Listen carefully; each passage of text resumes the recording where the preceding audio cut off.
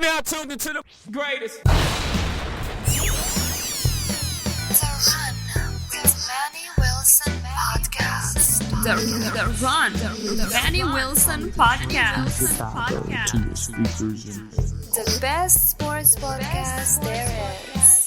Yes, sir. You heard it here first. The best sports podcast there is, all the way from Detroit to Chicago to your speakers and headphones. Man, we got a great episode for you today on June 6th, 2022, man. Hey, it's the month of June. My birthday is this month, so of course I'm feeling great. But no, man, we got a guest later on in the show, Javan Johnson from DePaul University, all about the buckets. Man, and I'm serious when I say he's all about the buckets, man. Go watch the tape, go do whatever you got to do, and catch him live this season at DePaul, man, because, hey, he's all about the buckets. But we'll get a chance to chop it up with him later on in the show today, so I can't wait for that. It's going to be super cool. And also, we're digging into Game 2 of the NBA Finals, man. The Golden State Warriors, they beat the Boston Celtics 107-88 in last night's matchup. And look, man, I don't know if any of y'all ever worked in fast food before, but look, I used to work at Subway. I used to work at Subway years, way back in the day, man, way back there, and I did not like it. Of course, it's fast food. How could you love it? But yeah, man, I just remember days, it was just hectic. It would be hectic. I would be in there by myself. I'm cooking up. Nobody else is there to help me at all. I've been in there all day. The radio don't work. It's burning up. The fan's not working, and I'm just flipping subs, flipping sandwiches, hour after hour, minute after minute. It was just crazy. But I'd never forget that. But in a way, it kind of reminds me of Steph Curry last night before they actually got some damn momentum. Because damn what the score told you. Yeah, the Warriors won 107-88. It looks like a blowout, but that was not the case. Don't let the score fool you, because before things got out of hand, Steph Curry was in there by him damn self. He was in the kitchen cooking up. Nobody else showed up to work. Everybody showed up late. It was just him. The radio wasn't working, order after order, and this man had to do it himself. Because I tell you what, in the whole first half, the game was pretty close. The game was close. The Celtics and the Warriors, they were all both about striking range, 5-6 points that we witnessed. And Steph was really the key. They forced this man. They attacked him on defense. They attacked Steph on defense, went at him every play, and he did a damn good job of defending, even though there was size mismatches and all of that stuff. But he did his thing on the defensive end, and then he came back down on the offensive end. Forced to distribute the ball, forced to score the ball, forced to rebound, forced to pass the ball, forced to create. This man had to do it all on the offensive end as well as the defensive end. And let me tell you what type of help he received here. The help he received was a Klay Thompson shooting 1 for 8 in the first half. He was 0 for 4 from the three-point line and only had 2 points in the first half. That was the help he received. Well, Jordan Poole looked like he had a good game. You know, you looking at the numbers. No. Them third quarter numbers right there. We ain't talking about, we talking about before the help came, before other employees came to help Stephen Curry in the kitchen. Jordan Poole was broke too. He was 1 for 5 after the first half and only had 3 points there. So I'm telling you, Steph had to will his team and scratch and claw to keep his team afloat. But when they showed up, that's when we seen that big difference maker. That's when we seen the Warriors start to pull that 20-point lead, 25-plus point lead. Because in that third quarter, the Warriors became a different team. As we all know, they've been doing for some years. Ever since they've been winning championships, the Warriors have thrived in the third quarter.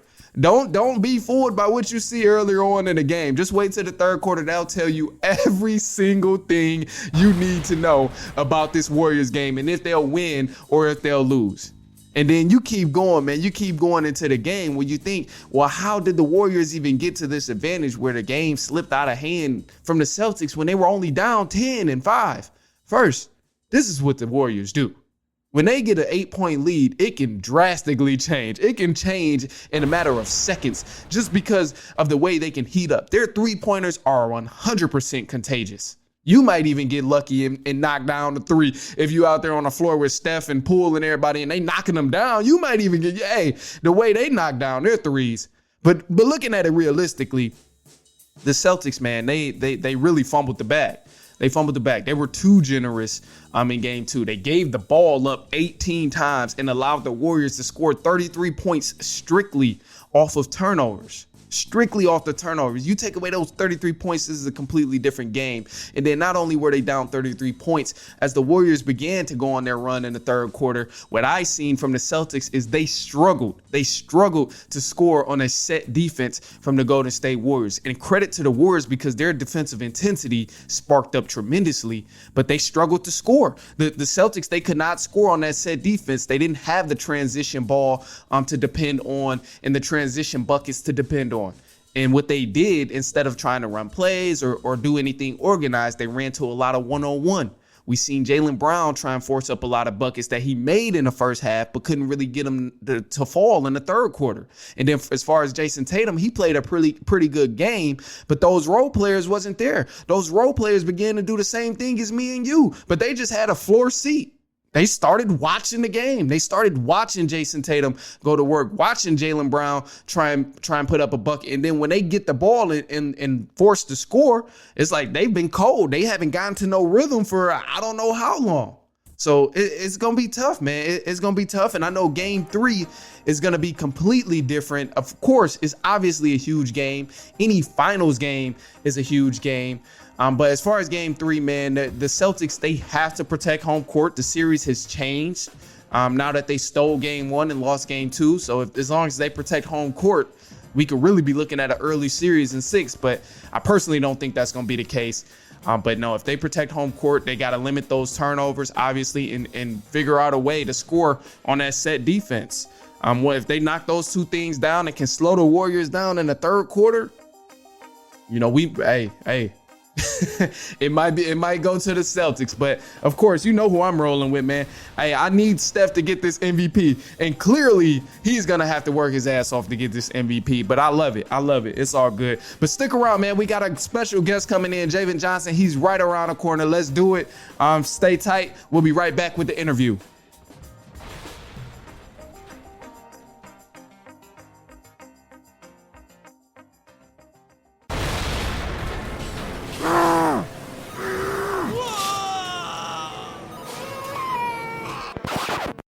Now, you know, just because you're busy doesn't mean you got to be stressed. I'm crazy busy right there with you, but it can be easier. Next time you're on a run, just make it more fun and listen to The Run with Manny Wilson. It's The Run with Manny Wilson podcast.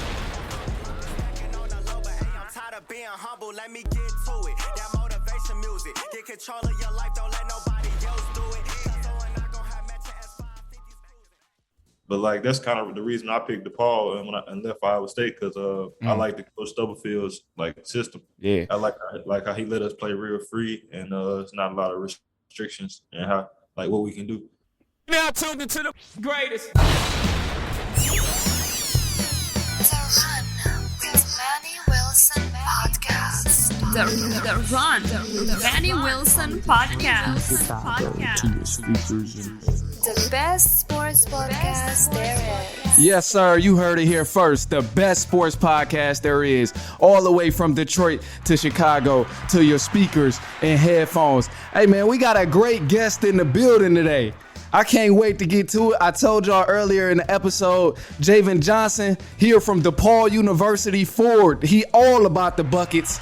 So let's bring him in. Let's have this cool conversation, man. He been doing this thing, did his thing at Iowa State for a minute. Now he's at DePaul balling out. So we get a chance to chop it up with him for a minute and then cool it. So I can't wait to jump into it. You can hear me, man? What's the deal? Yes, sir. Yes, sir. I can hear you, man.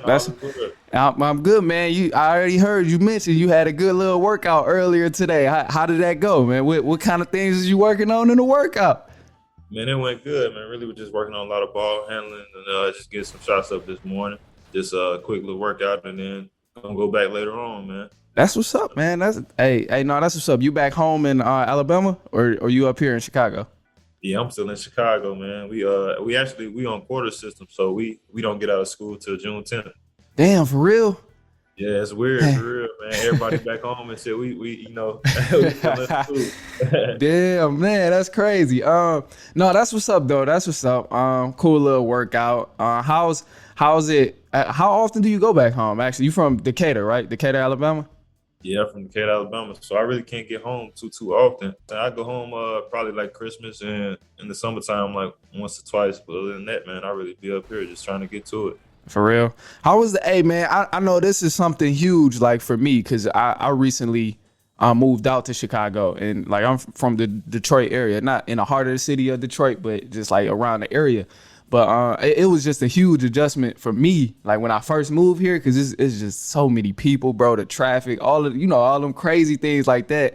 What was that like for you when you first came up here from Alabama?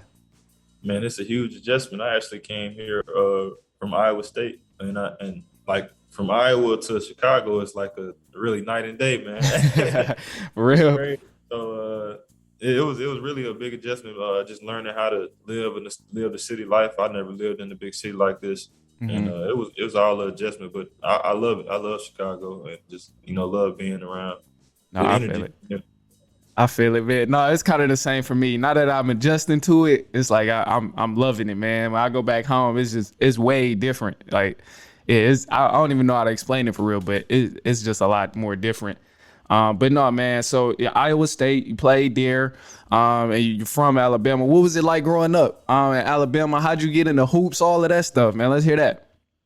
Man, really, I played multiple sports and stuff growing up, basketball and football, and kind of dabbled in some other stuff. And really, I just found my passion and love for basketball as I got older, and I got taller, and I realized like it's probably the route I need to take. I don't Right, I ain't right. getting hit like that for real playing football because I played quarterback. Yeah, I didn't really like getting hit like that, so I really just found my love for basketball and really just started to focus on that like in high school. For real. Yeah, man. High school. Hey, you did your thing in high school. You was 2016, 2017, first team all state, first team by the Huntsville Times, 2-time Decatur Player of the Year. You was balling out of high school. What was that transition like from high school to college, and then like eventually like you've been in college playing for some time now? What was that transition like when you first went to college? Oh man, whole different level, whole different physicality. Just everything is different. Like everybody is really on. Like the playing field is level. You know what I'm saying? When you're in college and when you're in high school, you may play some teams that just not as good and may have better players and stuff like that. But in college, you see who really good in college. For real. The fake, people who really not good to get exposed real quick in college. Yeah, one of the things I heard was and like my guy Daryl, he played overseas. He used to play overseas. He done now playing overseas, so he just work out with a lot of athletes. But one of the things he was telling me was like, it's just a completely different ball game because you got everybody. Like everybody was sweet. Everybody was sweet in their hometown. Now they playing in college. It's like, no, he was sweet too. He's sweet. So it's like you just gotta come with it every time. Cause you never know. Like, it might be, and then you got the other alternative too. You might have a guy who wasn't really that sweet in high school, and now he in college, he all about buckets. He proving himself, everything. So, no, that's cool to hear your perspective on that. And I gotta hit you with the question too. What went into that decision when you went to Iowa State and then you transferred to DePaul? What went into that decision? Cause you was sweet at Iowa State too. I seen you was starting up there. What was it, like 18 out of 23 games? For the season. I had caught COVID, so I couldn't start a couple games. Damn. Yeah. I was actually rolling pretty good. I was averaging like 18 for like the last 6 games, and I caught COVID. Yeah, I seen, man. I seen some of the tape up there too. And yeah, you was nice. You was nice. You was nice. Like you said earlier in the podcast, though, man, everything happened for a reason. Yeah. And so everything happened for a reason. I'm here right now, and I love DePaul. It's gonna be a great year this year, man. For real. Nah, you got a diamond on your podcast right now. Yeah. You might say this. Hey, oh yeah, definitely, man. Hey, come on now. Now that we done chopped it up for a little bit, I definitely got to pop up to DePaul game. Check it out and check the team out too, man. Cause I'm not even that far from DePaul. Actually, I'm in Rogers Park. It's like probably. Yeah, that's right up the road. That's like up north a little more. Yeah, yo, it's just a little bit more up north. So I'm gonna definitely come check it out. It's gonna be cool. And then when you first transferred to DePaul, what was that like? What was that environment like? And what was that level of competition like compared to Iowa State? A lot of people don't know, but I actually came to DePaul mid-year in December. And so it was kind of tough to adjust just coming in mid-year because I was at Iowa State and I had to finish my degree. And so that's why I couldn't come to December. I had to finish my classes there. And I came here, like I said, mid-year. So I had to really learn and adjust, like learn the offense real fast, learn everything, kind of get on pace. And that's kind of why you probably see my numbers kind of decrease a little bit. But then, like, as I got more comfortable, I started, killing again. Right. But now I'm very comfortable now and comfortable in like with the system and the coaches and everything. And I say it's gonna all pan out. That's what's up. And then you said something I love to hear too. You said you got the degree. You said you got the degree over at Iowa State, right? Yes, sir. Yeah, that's an important thing to throw. We talking about hoops, but let's not forget he got the degree. And you gotta have that, man, out here in this world nowadays. Man, what you ain't lying, dog. And then sometimes people get one degree and they be like, damn, it still ain't enough. That's crazy. So look, before we keep going too, I gotta hit you with it. You gotta punch a ticket. You ain't even punched a ticket earlier, but I didn't tell you nothing about this because you wasn't supposed to know. But you gotta punch the ticket mid-interview. If you had 5 people to choose, is the best at your position of all time, who would you choose? And first say your position, because you forward, you play like 3-4, right? Yeah, like the 3, so small forward. I would say. Let's hear it. I can't not put LeBron in there. I don't like LeBron, but LeBron number 1 for sure. Yeah, I mean, shit, you ain't wrong. Yeah. Then KD. KD personally my favorite player. You talking about in the game right now or all time? All time. And we including everybody. I gotta say Larry Bird then. Yeah, that's a bad boy. He was let's see. Small forward. I feel like I let you off just a little bit. Small forwards ain't. I should have picked shooting guards or something, I'm gonna let you finish the small forwards though, but I go ahead, because I'm curious to hear. Let's see. See, probably Julius Erving. I say if we going all the way back, probably Elgin Baylor. He's pretty tough back then. Yeah, I you know what, I like that one because we don't hear that name. We don't hear that name enough. Actually, he's one of them guys we don't hear enough. And I mean, obviously because he played in a completely different era. But a lot of times when we had these debates, it's these newer guys. It's the KD, the LeBrons, like and I don't even know if Giannis really count because he almost positionless. Like Giannis is the best player in the league right now to me. Okay, yeah, I agree. All right, I agree. Hey, we on the same page. We on the same page with that. But so since that was a light one, one more. You got one more. Who wins the finals this year? First, who is your team like when the playoffs started, and who wins the finals this year? Where we are now. Like I said earlier, I'm a big KD fan, so I was going for the Nets. Hey, they pulled the brooms out on them boys. Man, they took us out early, man. I'm like, God, we couldn't even get one game. No, I feel it. I'm a Kyrie fan, but go ahead. Yeah, I got to say the Celtics then, for real, because I mean, how they did us and how they just went and pulled out game 1, Oh, you going? So that was tough. So I got to say probably the Celtics gonna pull it out. Damn, you know what? All right, so it's crazy that you say that too, because I've been rolling with this ever since I didn't think Brooklyn was gonna get swept. First off, but ever since they swept Brooklyn, and then like I seen the way they played, like defensively and offensively. One, that's a good ass team. That team is a great team, like from all aspects, like, and they adjust very well. So like I kind of been picking the Celtics, and then when Chris Middleton went down, I'm like, oh, Celtics for sure, but they gonna win in 7. I'm like, Giannis gonna be tough to beat, obviously, but I'm like, Celtics, they've been playing good, they've been adjusting, they gonna win in 7. And then Miami, I'm like, they for sure. I picked them to beat Miami in 6. I was like, nah, bro, Miami's good, but yeah, I'm like, they're good, but they're not. Nah, they're not gonna beat the Celtics. And then now, go ahead. I said they ain't have enough offense for real, Miami. Oh no, nah. And to me, they need another like key piece. And I think Bam is good, but Bam is just. I mean, he's still not enough. Like Bam is good, but he's just still not enough. Like Yeah, they need like they like need a another Bradley bucket. or something like that. Yeah, a Bradley. They need a bucket. They need a bucket on that team. Because I mean, Jimmy can only do so much he can only do so much. He had to put up like, what was it, 40 something, 40, 44, 45, something like that. But he had to put up crazy numbers just for them to barely win. Yeah. But yeah, that goes to my point. And then moving to like the Celtics and the Warriors, I definitely think the Celtics has what it takes to beat them, and they got the personnel and they got the play, the versatility. But man, I'm just sick of the Steph slander, bro. I'm sorry. They got stuff messed up for real. No, I'm sick of the Steph slander, man. My favorite point guard is Kyrie. I like Kyrie just from a skills perspective because, like, to me, he's the most skillful guard we've seen probably ever when it comes to like straight skill and what a person can do. But on the Mount Rushmore, I have Steph on there above him, and it's like, man, I be getting into so many. I don't even get it, bro. I'm like, Steph is a great point guard. To me, he already on the Mount Rushmore. And I'm like, he's been doing it. He's been hooping for so long, and not many point guards can do what he can do. So yeah, man, he changed the game. Yeah, he did.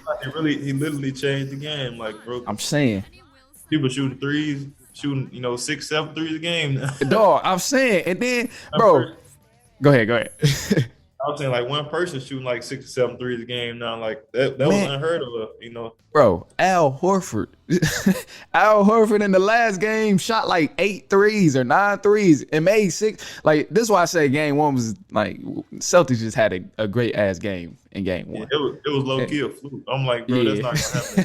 I'm saying, bro, because Derek White, no way they're gonna be able to shoot like that again. Bro, thank you, bro. I'm saying, bro, because it's crazy, bro. Sometimes I'll be talking to people and shit. Maybe I'll be talking to the wrong people because I'll be saying these things and I'm like, bro, I can't be the only one that's thinking this.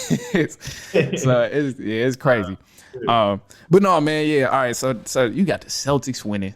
I can respect it though, because I mean I think they're probably the better team, but obviously Golden State got the experience, and I'm personally just sick of the Steph slander. I need to see him get the MVP. But I get it with the Celtics. But no, man, jumping back, what's the most memorable moment you have playing in college basketball so far? I would say probably beating Seton Hall this year at home. That was a big win for us. Yeah. Especially for DePaul. We hadn't really had a ranked win in probably a couple of years for real. And so that was big to get that win at Seton Hall at home for the home fans. And, right. Kind of got us back rolling on the right track as well too. That's what's up. No, that's what's up, man. I know Seton Hall, they're a good basketball school too, and now that's huge. How was that crowd looking like during that game? Yeah, it was a good crowd that night for real. Obviously, our fans knew that they were ranked, and we needed that win to kind of move up in the standings. Mm-hmm. That was just a big win for us. That's what's up, man. That's what's up. And so I got another one too. So from when you first started playing basketball till now, where would you say your game has elevated most? Let's see. Since I started like when I was younger, like since high school. No, since college. Since you started playing college ball, like when you first started at Troy. Definitely like from there to now.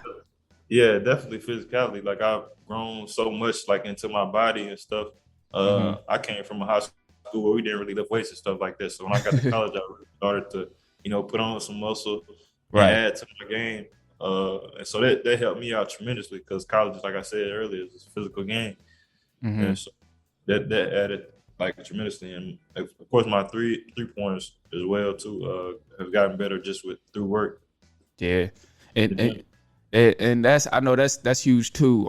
Just having that leeway, because I know a lot of times, like with bigs, some coaches like don't want bigs like shooting, but it depends on the game plan, obviously. And that kind of brings me to the other question too. Like, how much of an impact does the coaching and the scheme that they use have on a particular player? Like if they're going to a particular university and so on. Oh man, it's a big a big difference like from coach to coach. Like that can help you or even derail you. You know what I'm saying? Because some coaches can instill confidence in you and just like you may fit better with their play style if they like more up and down and stuff. And like say for instance, if you're a big and you playing on a team that don't feed the post, you know what I'm saying? It's gonna kind of be hard for you to, you know what I'm saying, get comfortable and score and stuff like that. And so a lot of people don't know that from the outside looking in. But like that's kind of the reason I picked DePaul and left Iowa State, because I like the Coach Stubblefield's like system. Yeah, I like how he let us play real free, and it's not a lot of restrictions and how like what we can do. Oh yeah, and you know what? That's important. You said it right there. The playing free. One. I'm glad you made that decision for yourself. That's dope that you was able to realize that and make that decision for yourself, because that is something that's important. Is like looking into how this team plays basketball, like, and how can it like benefit me? How can I benefit this team and fit in to what they're trying to do? I know, at least from my experience, I played like in high school, and I stopped playing basketball to play football.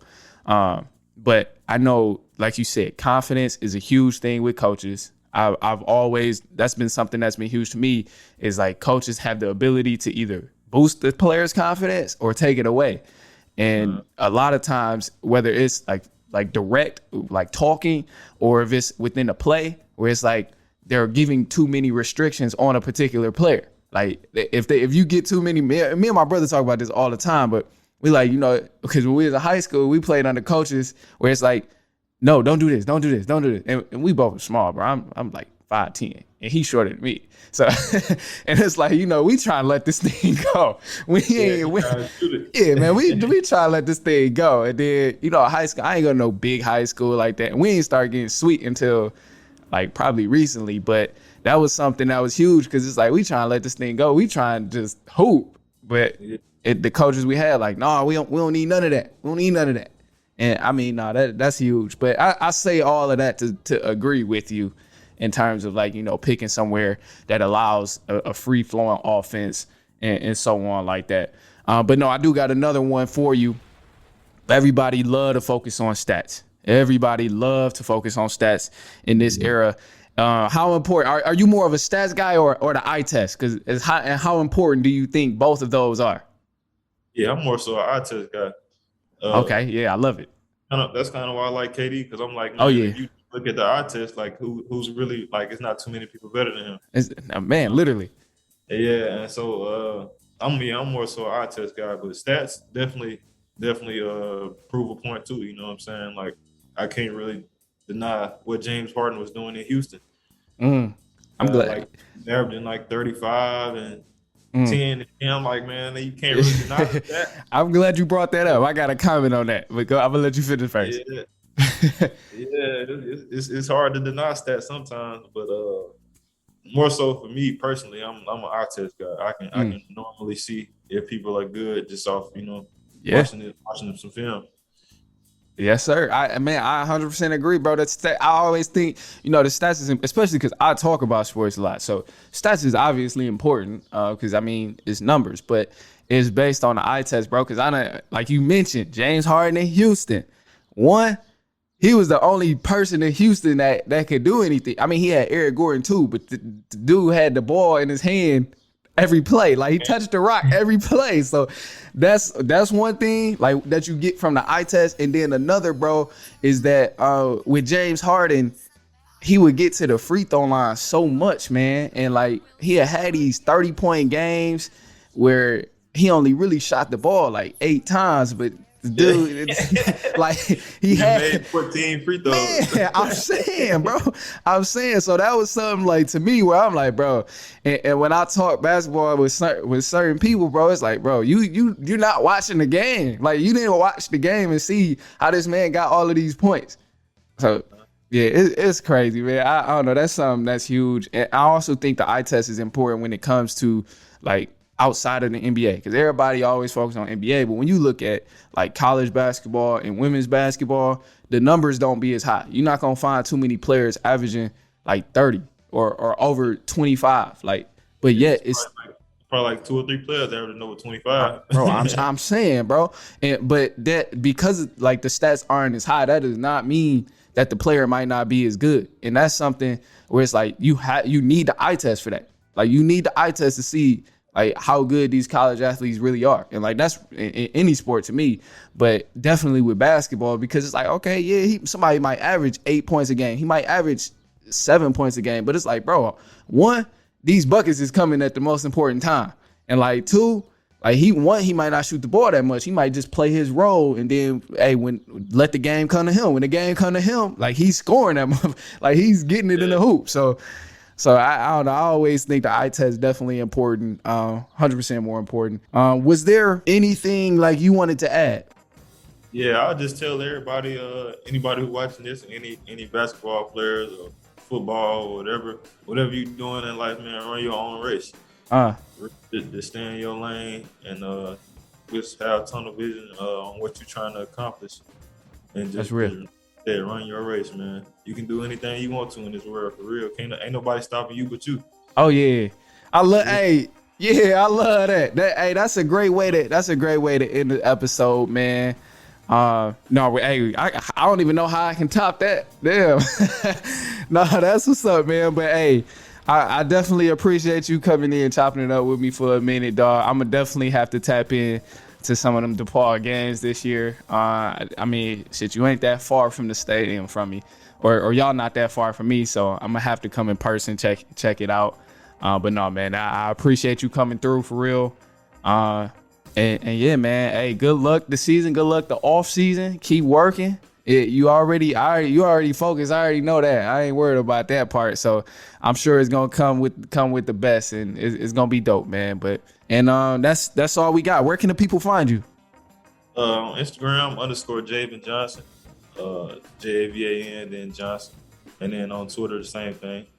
For sure, man. Bet it up. Will, y'all already know you can find me at The Run Podcast on Instagram, and you can follow my personal Instagram as well at I am Manny Wilson.